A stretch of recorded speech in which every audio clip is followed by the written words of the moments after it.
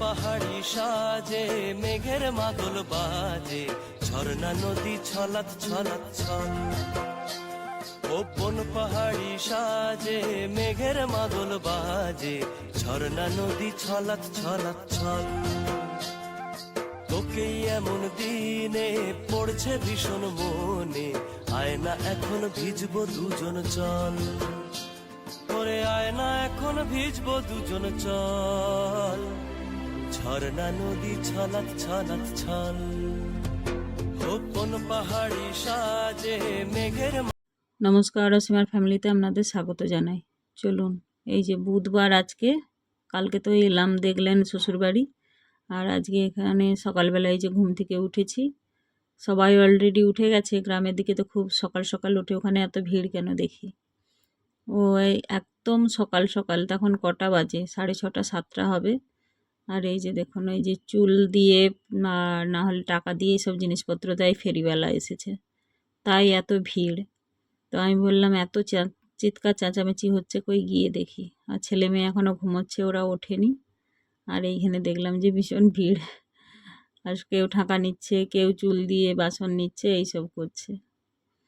তো এমনিই ভালো লাগছে, গ্রামের পরিবেশ এমনিতেই, লোকজন সবাই ভর্তি, সেগুলোই ভালো লাগে। আর এই যে নাতির অবস্থা দেখুন, এই নাতিকে তো অনেক ভিডিওই আপনারা দেখেছেন।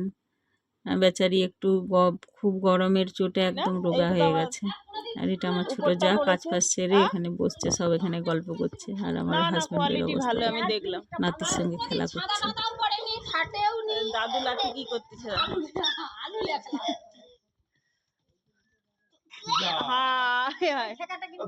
আলু সেদ্ধ। হ্যাঁ ঠিক। আর ছোট বাচ্চা দেখলেই সবার ভালো লাগে, আর ও সবার সঙ্গে মিশে যায়। আর এই গাছটা দেখুন এত সুন্দর, গাছটা মানে একদম গোল ছাতার মতো, তারপরে এরকম সাদা সাদা ফুল হয়ে আছে, টগর ফুল, এত সুন্দর লাগছে দেখতে, কি বলবো। আর গ্রামে তো সবাই খুব তাড়াতাড়ি উঠে পড়ে, তাই এই যে উঠে সব কাজ পাট সেরে নেয়। আর এই যে এটা আমার মেজো জায়ের ঠাকুর ঘর, তো পুজো করবে তাই পরিষ্কার করতেছে। এই যে দেখুন, পরিষ্কার করে পুজো করবে, পুজো করার পরে আপনাদের সঙ্গে শেয়ার করব। আর এই যে দেখুন, এক কম্প বৃষ্টি হয়ে গেল। মানে এখন বর্ষাকাল, তো যখন তখনই বৃষ্টি আসছে, আবার যখন তখন শুকনো হয়ে যাচ্ছে এরকম। আবার ওই যে মাছওয়ালা এসছে, সেখানে আবার ভিড়। এই যে দেখুন, সব মাছ নিতে গ্রামে ঘরে সব ফেরি করে নিয়ে যায়, না হলে বাজারে যেতে হয়। আর এই যে দেখুন, শকত মাছ নিয়ে এসেছে, কত ছোট ছোট, তো দেখাচ্ছে এই যে। আর এখানে আর একটা বিশেষত্ব হচ্ছে যে মাছ বিক্রি করতে এসছে, উনি হচ্ছে মহিলা। আর এই যে পুজো টুজো হয়ে গেছে আমার জায়ের, খুব সুন্দর করে সাজিয়েছে, পুজো দিয়েছে। আর এই দিকে দেখুন, আমার মেজো ভাসুর একটা আস্ত গোটা মুরগি, দেশি মুরগি নিয়ে এসেছে। সেইটা নিয়েই সে আমার ছেলেকে ভয় দেখাচ্ছে, ও প্রচুর ভয় পাচ্ছে।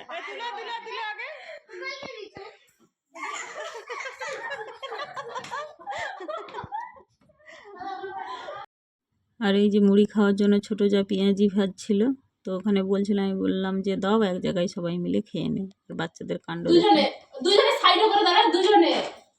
হ্যাঁ এরকম লে ভাই, কর গান করবি তো।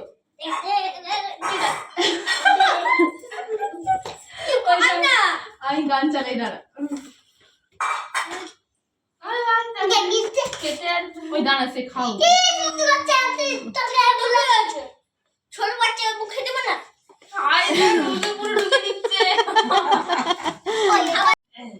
আর ওই যে পুচকেটা দেখলেন, ওর জন্যই ওইটা নিয়ে আসা হয়েছিল, ওর অন্নপ্রাশনে আসতে পারেনি, তাই ছোট্ট একটা গিফট।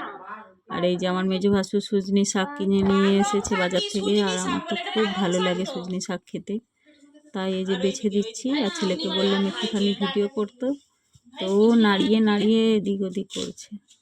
আর এই যে আমার মা আর আমার ভাসুরের মেয়ে, আমার মেয়ে সব ওই সবজি কাটার জন্য লেগেছে। আর আমার ছোটো যা আলু টালু কেটে দিয়ে চলে গেছে, আর মেজো যা ওদিকে উপরে রান্না হবে তার জোগাড় যন্ত্রী করছে। তো আমি বললাম আমি শাকটা বেছে দিচ্ছি, আর যেহেতু মাংস হবে তো আদা রসুন পেঁয়াজ আর এত লোকের ব্যবস্থা, তো অনেকটাই লাগবে। তো সবাই মিলে এই যে কাটাকুটি আর বাটাবুটি দিকে লাগা হচ্ছে। আর আমার সজনি শাকটা খুবই ভালো লাগে, আমাকে সজনি শাক, কলমি শাক, পালং শাক। আর এখানে কিনতে পাওয়া যায়, তো আমাদের কলকাতাতে তো কিনতেও মানে টাকা দিলেও কিনতে পাওয়া যায় না। তো সেই জন্য আমার খুব ভালো লাগে। আমার তো মাংসর থেকে মানে এই শাকটাই সব থেকে ফেভারিট হবে, কারণ আমার ওই মাংসর থেকেও আমার ওই শাকপালা খেতে খুব ভালো লাগে। তো চলুন, ওই ওপরে রান্না হচ্ছে, আমার মেজো ভাসুর লেগেছে, দেখে আসি। এই যে দেখুন, ওপরে এই যে উনুন, আর এই যে মাংস নিয়ে চলে এসেছে, আলু টালু কষা হচ্ছে, নিচে ওই মশলাপাতি কাটা হয়ে গেছে, শাকও বাছা হয়ে গেছে। আর আমি তো অনেক ভিডিওই বলেছি যে আমাদের ঘরের ছেলেপুলেরা সবাই রান্না করতে পারে, বেশি রান্না হলে ছেলেপুলেরাই করে। এই যে দেখুন আমার মেজো ভাসুর, মাংস হলে মোটামুটি ইনিই করে, না হলে এনার মানে আমার ভাসুরের ছেলে সে করে। তারপরে এই যে অনেকক্ষণ নিচে গল্প করতে চলে গেছিলাম, তারপরে এই যে আবার উপরে যাচ্ছি। কষা হয়ে গেছে মাংস, খেতে ডাকতেছে। তাই এই যে উপরে আমার হাজবেন্ড আগে গেল, তারপরে আমি যাচ্ছি। এই যে বাচ্চাদেরকেও ডেকে দিয়ে দিয়েছে। তো মাংস আমি জানি বাবার উপর ভরস আছে, বাবা খাবে না কিছু। আর এই যে কষা হয়ে গেছে, আবার ঝোলও মানে জলও দিয়ে দিয়েছে, কিছুটা মাংস তুলেছে বাচ্চাদের দিয়েছে। আর ওইদিকে আবার আমার ছোট দেওর আর হাজব্যান্ড খাচ্ছে, আমাকেও একটুখানি তুলে দিল, আর বাচ্চাদের দিয়ে দিয়েছে, ওরা নিয়ে সব চান করতে চলে গেছে। তারপরে আমার বড় ভাসুর জায়েরাও আসবে বলেছে, সেই জন্য আরও বেশি করে মাংস নিয়ে আসা হয়েছে। আর এইখানে নিচে হচ্ছে ওই শাক ভাজা আর পটল ভাজা আর আলু ভাজা, পটল ভাজা, আলু ভাজা, শাক ভাজা, আর ওই মাংসর ঝোল, আর এমনি পেঁয়াজ শসা এইসব তো থাকবেই। আর শাকটা মানে মোটামুটি এই যে দেখুন কত শাক, আর সেদ্ধ করার পরে কতটা হয়েছে। তো যাই হোক, বাচ্চারা হয়তো খাবে না শাকটা, আর আলুটা অল্প করেই দেওয়া হয়েছে, কারণ মাংসের মধ্যে আলু আছে, আর আলু এখনও সবাই একটু কমই খেতে ভালোবাসে, মানে ভাজার আলুটা, মাংসের আলু সবাই ভালোবাসে। আর এই যে এরা গল্প করতে করতে এখানে খাচ্ছে, তা আমাকেও একটু আমার ভাসুর তুলে দিল, যে এই যে জায়গাও করে দিল যে বসার জন্য, যে 2 পিস তুমি খেয়ে নাও, পরে পাবে কিনা।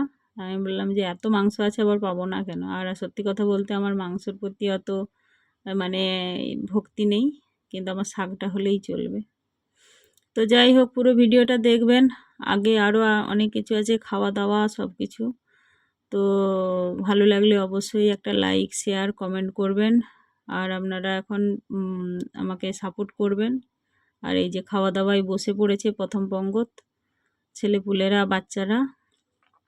তারপরে আবার একটা ছোট করে হবে, কারণ সবাই আসেনি এখনও, তারপরে আমরা সব খাওয়া দাওয়া সেরে নেব। তারপরে চলুন আমার ওই আজকে আমার শ্বশুরবাড়ির আশেপাশের জায়গাটা ঘুরে দেখাবো। আশেপাশে বলতে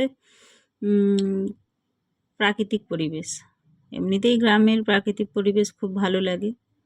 আর এই যে ছেলে এমনি খায় না, একা একা খায়, খেতে চায় না, তাই আজকে খেতে বসেছে একা একা সবার সঙ্গে। আর এই যে সব এক এক করে ভাইরাও চলে এসেছে, ওদেরও খাওয়া হচ্ছে। তো আমি বাড়ি যাওয়ার কথা জিজ্ঞেস করছি, তো বলল যে 5টার পর যাব। তো সেই কথাই আলোচনা হচ্ছে যে কখন বাড়ি যাবে। চলুন, খাওয়া দাওয়া হয়ে গেছে, আর ভীষণ পরিমাণে মেঘ উঠেছে, ভীষণ মানে ঝমঝমিয়ে এক্ষুনি বৃষ্টি আরম্ভ হবে। আর এই দেখুন পুরো পরিবেশটা পুরো শুধু সবুজে ভরা, গাছপালা সবুজে ভরা, আর কয়েকটা বাড়ি আছে, তারপরে গাছপালা, মাঠ, এরকম পুরো ভর্তি।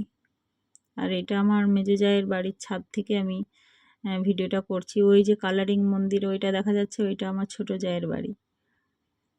মানে ওপরে মন্দির করা হয়েছে, এখনও ঠাকুর রাখা হয়নি। তো ওই বাড়িটা আমার ছোট জায়ের। তারপরে আবার এই সামনেই আবার আছে আমার মানে শ্বশুর শাশুড়ির বাড়ি। আর এই যে দেখুন প্রাকৃতিক পরিবেশ, এখনও গ্রামে একটা দুটো টালির বাড়ি এখনও আছে। এই যে দেখুন। তো কেমন আপনাদের লাগছে একবার মানে কমেন্ট করে অবশ্যই জানাবেন। ভালো লাগলে অবশ্যই লাইক, শেয়ার, কমেন্ট করবেন, পাশে অবশ্যই থাকবেন সবাই। আর এই যে স্কুল থেকে বাচ্চারা বাড়ি ফিরে যাচ্ছে, এখন ওই 3টে 3:30 হবে। বাচ্চারা স্কুল থেকে বাড়ি ফিরে যাচ্ছে। এটি সামনেই এই রাস্তা, এই যে দেখুন। রাস্তা বলতে মানে গ্রামের ছোটোখাটো গলি রাস্তা যেগুলো হয়, সেই রাস্তা। আর সচরাচর ছাদে খুব আসা হয় না, নিচেই সবাই গল্পগুজব করা হয় ওখানেই। আর এই একটা বেলের গাছ দেখুন। আর মেঘটা একদম ঘোর হয়ে এসেছে। আর এই যে ছেলের কাণ্ড দেখুন, পা ছুঁড়ে বসে আছে। এত উৎপাত করে মানে কি বলবো। আর এখানে আসলে ধীর স্থির থাকে না, এই যে পা ছুঁড়ে রক্ত বের করে বসে আছে। আর বৃষ্টি দেখুন।